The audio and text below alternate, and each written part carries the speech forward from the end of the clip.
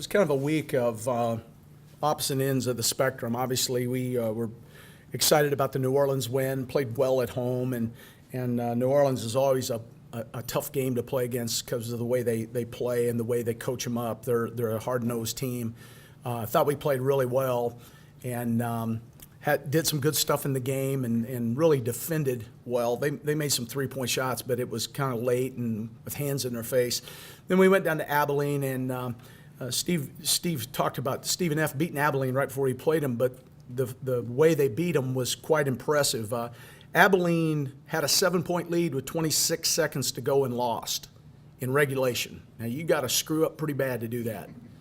And so I wasn't sure how they would respond, whether they have a hangover and kind of be a little bit discouraged and down, or if they would kind of really fight back. But they have a veteran team. They start 4 seniors and a group that's been together for a while. And I'll tell you something, Joe Golding, who the head coach of there, good guy, has Arkansas ties here. He used to be an assistant over at Little Rock. He told me before the game, he said, I congratulate him on his year, and they're having a really nice year. And he said he felt like that having those guys together for the 4 years had been, exactly what they needed. And he said, you guys, meaning us, remind me of that group, my group 3 years ago. He said, except your guys are more talented than mine. And we are. We got better players, better athletes, but he's got seniors. We have freshmen, sophomores, and they didn't handle their first trip out with, some success.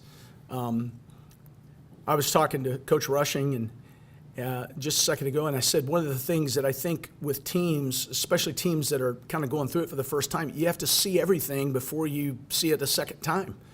And this group had never won four in a row. And to me, streaks are the dumbest thing to ever talk about because they have no bearing on the next game. The four wins had nothing to do with Abilene. You had to go out and play well to get a fifth. And I think sometimes what happens, you get to thinking, well, we're pretty good. We won. It doesn't matter. It's a new day and a new game. And as I told our guys, all a winning streak does is put a bigger target on your back. It doesn't help you. In fact, in many ways, it may hurt you.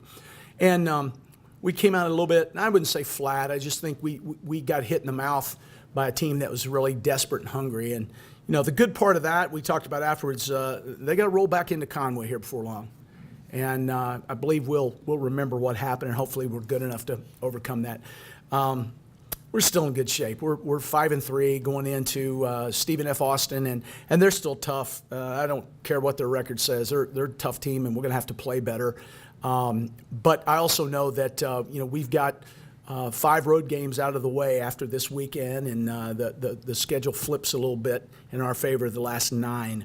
So our big picture plan is to be good in March. I think we're making strides toward that. We had a good practice today.